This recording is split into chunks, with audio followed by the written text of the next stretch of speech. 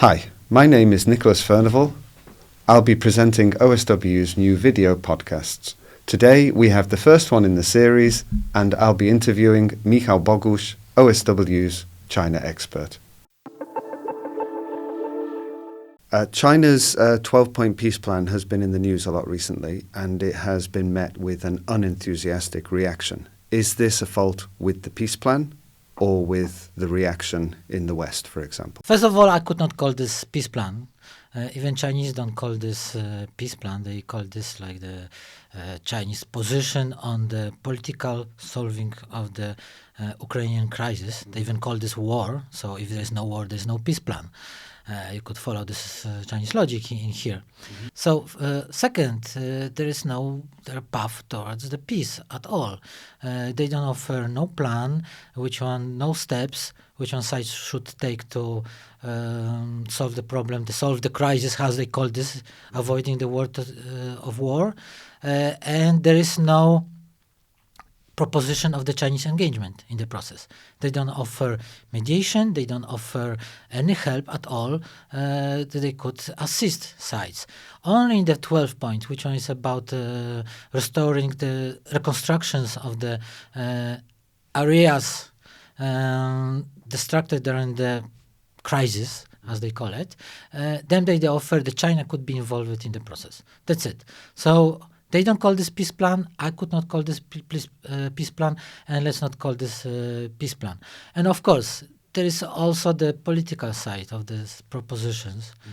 Mm-hmm. First of all, they make the both sides equal. They say there's like both sides are practically there are both sides responsible for the crisis. They call for the protecting territorial integrity and sovereignty of Ukraine.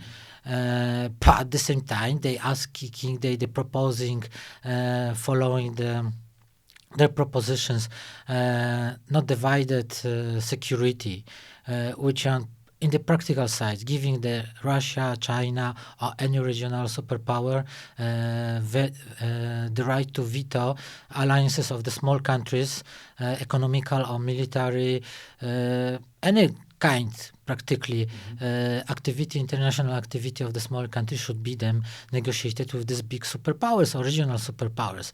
And this is not acceptable for the small countries. Obviously, Chinese want to show themselves as the responsible members of the international community, doing something for the peace, having some position during the crucial moment. But practically, I could say they keep their friendly towards Russia neutrality, pseudo-neutrality. They increase the exports of the W's products to Russia. We don't know what percentage of these products going to the Russian military, which one goes to the civil economy. We don't know for this, but for sure we see the signs that more and more Chinese equipment, but not weapon, is in the hands of the Russian military, from the food rations to some small equipment like some optical equipment, etc., etc. But as I said, we don't see yet weapons. Is China supplying Ukraine with these things? No, of course not. They don't selling these products to Ukraine, and for now we can see they trying to avoid in general increasing the economical exchange with the Ukrainian side, but the exchange with the Russia is skyrocketing. The export from China raised from 35 to 50-something% since the start of the war. And also there's a huge increase of the export by Hong Kong. Obviously, majority of the products going through Hong Kong is from China. So together, Hong Kong and China is responsible now for the 80% of the Russian import. Probably, maybe not 80% of the products imported is from China, but I could say 60-70% of the Russian import now it's delivered from China. Okay. Well, I wanted to ask if China has suffered at all due to the war in Ukraine, but it seems like financially it hasn't. Yeah, I mean it suffered in the way how everybody suffers. Yeah, it's like economical slowdown in the global economical slowdown, making more difficult for Chinese to sell their products. Obviously, they are sensitive to any change of the prices of the carbohydrates, energy. So from this point of view, yes, they suffer, and of course they suffer politically. For more and more countries, it's obvious their alliance, de facto alliance with Russia, that their neutrality is just joke, and practically they, at least politically and to some extent economically, support Russian military endeavor in Ukraine.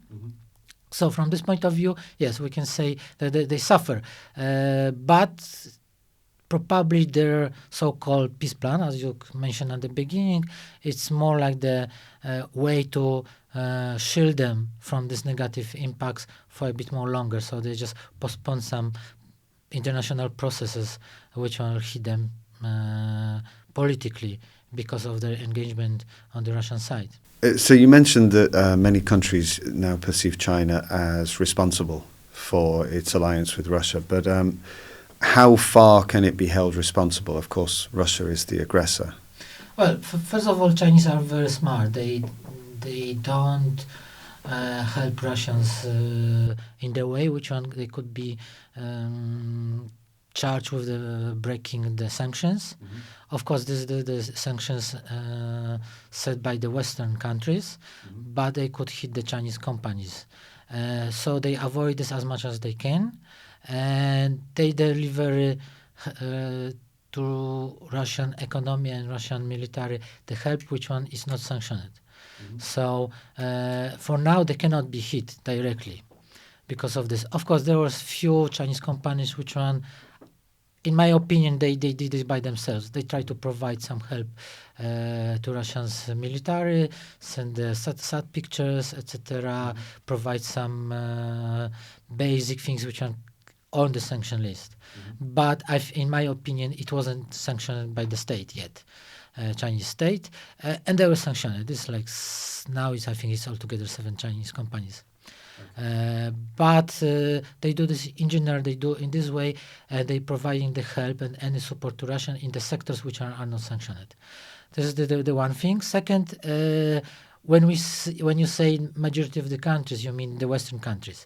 They still have the big support in the global south, in the developing countries, which one try to stay neutral, and they of course would like to the conflict finish as soon as possible.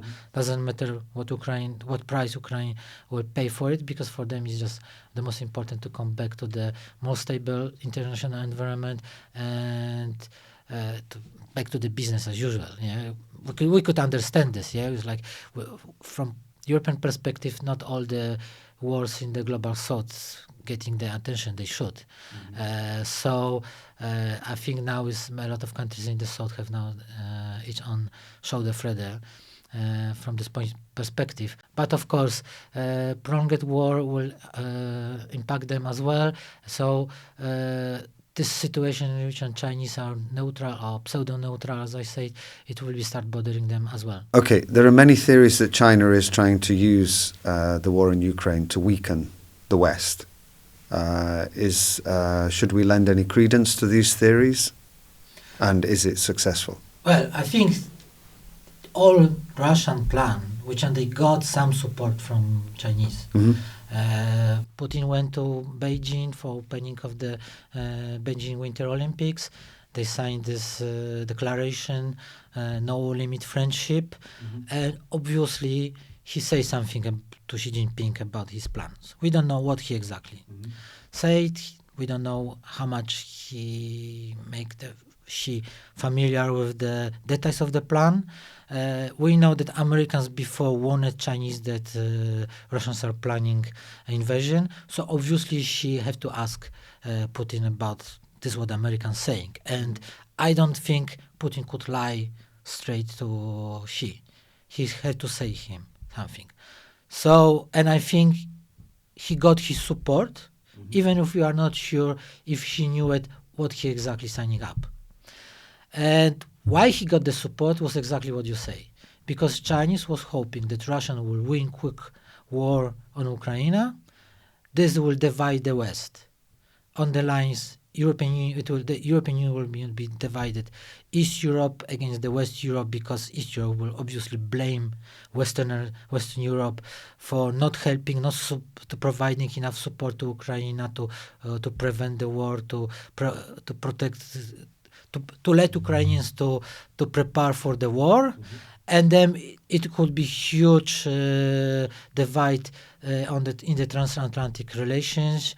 It will be huge divide between Europe and US, and this is what the Chinese were hoping, because ultimate goal for Beijing in all this endeavor, Russian endeavor on Ukraine, is divide the West. So the West could not unite and prepare joint and coherent answer to the China grow, to the Chinese race, to the race of the China. And this is what they were hoping for. Obviously, this didn't happen. But I think the base scenario in Beijing is still this, that Putin will win after bloody war, after losing a lot of troops. It will win because the West will give up, because the West will get tired, the Western societies will get tired, and go on and go on. German pensioners will decide that they don't want to pay any more high prices for gas, for example. So this is the thinking, basic thinking in Beijing. I think they start seeing that maybe they should prepare for the B scenario, in which one Russia is losing the war.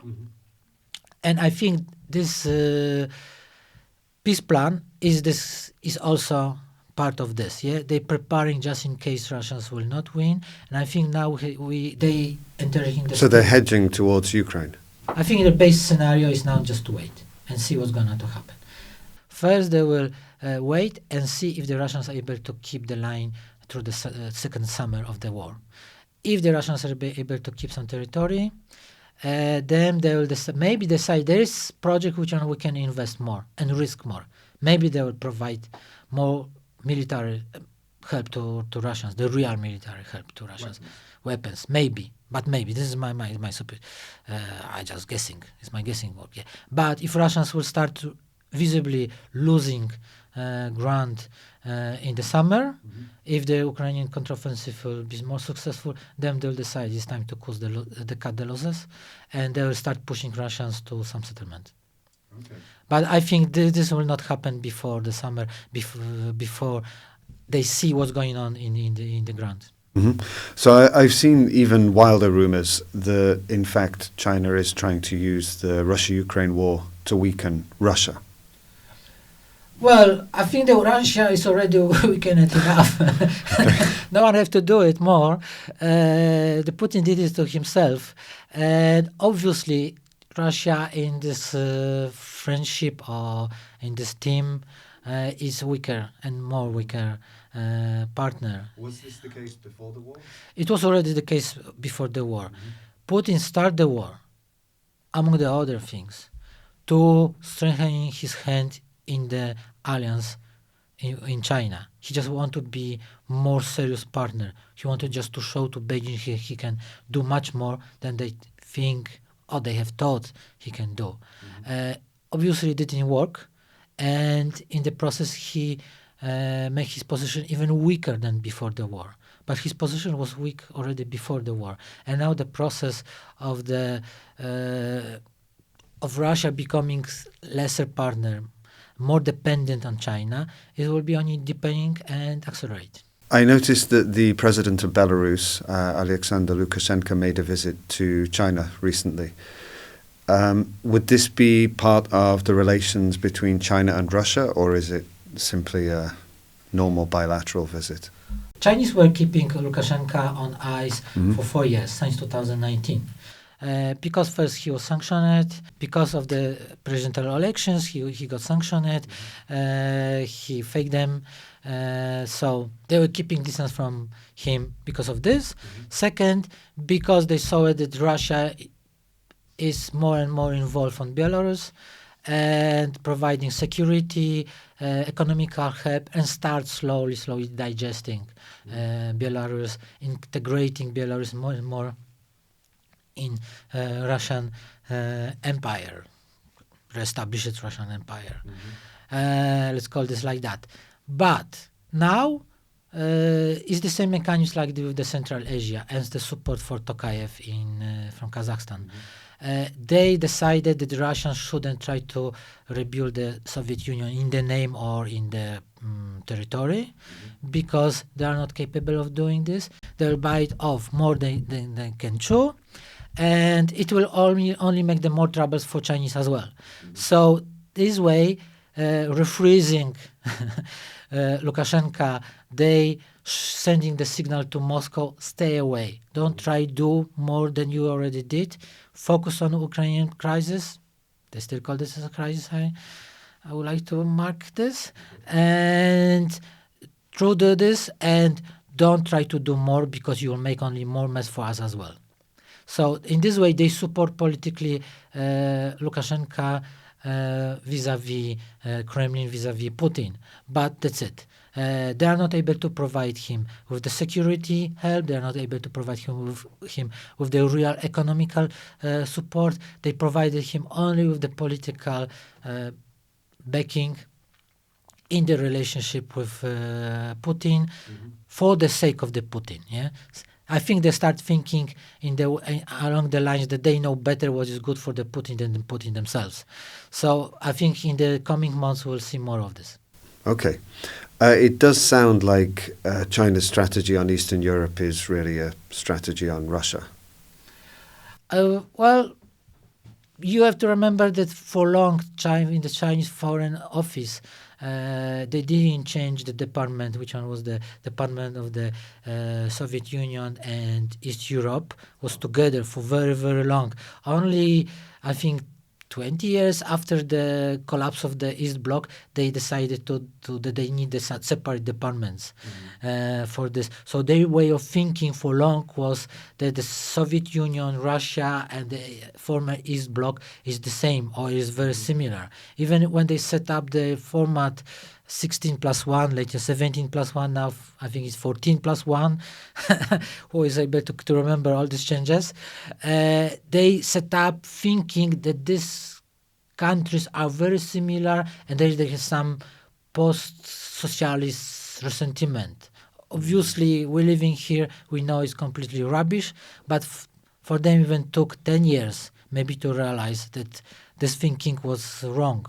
So I think the Chinese diplomacy works very slow here in this region, and it will take them very, very long time to learn more, because they have their own limits. Yeah, they're starting to be global player like 20 years ago, practically, and they don't have still yet the apparatus which one could help them to doing this. So I think they still use a lot of old cliche thinking about this part of the world. Okay, so for me this is reflective of some black box thinking, that anything outside China is one substance. But I wanted to ask, because for me, as a European, China is also something of a black box. And I'm very curious what public opinion thinks about the Russia-Ukraine war. Does it care? And if it does care, does it matter? Well, we have this problem that there's now independent polls in China. Everything is supervised or made by the Communist Party, by the Department of Propaganda. Even if the Westerners, experts coming to China, they have to join efforts with some Chinese company polling or institution, and this institution or company will be supervised and probably staffed by the people from the Ministry of the Public Security. So obviously there are some questions you cannot ask. Some questions you can ask only in the given way, given by the party. So we don't know what the people think. Moreover, people will assume that the people who are asking questions and who are listening are working for the party, so they will try to give the answers which one they thinking the party want to hear. So this is the biggest problem. The other source which one could follow is the social media, Chinese social media. The problem is like they are censored, very heavily censored. So any voices which will be contradicting the official narrative, it will be censored, it will be very quickly cancelled. After saying all of it, this is the picture we have from the Chinese social media and some polls. It's the majority of the people is buying to official narrative, which one is echoing in general lines Russian propaganda, which one is saying this was NATO fault, Nazis on Ukraine, Zelensky is the puppet of the US, Russia is the victim, blah, blah, blah, blah. All of it. In general, majority of the Chinese society is buying this, if they at all concerted in this problem. You have to remember, for majority of the Chinese people, this is what for them is very important, is their life here and there. And they are very focused on the survival, yeah? Majority of them is just spending time hard working, trying to get the job, raise their families, survive. And they are very much focused on this, and they are not very interested in this was is going outside the Great Wall of China. It was always like that, and in the modern times it didn't change much. Yeah, so we can say that majority of the Chinese are very indifferent to this.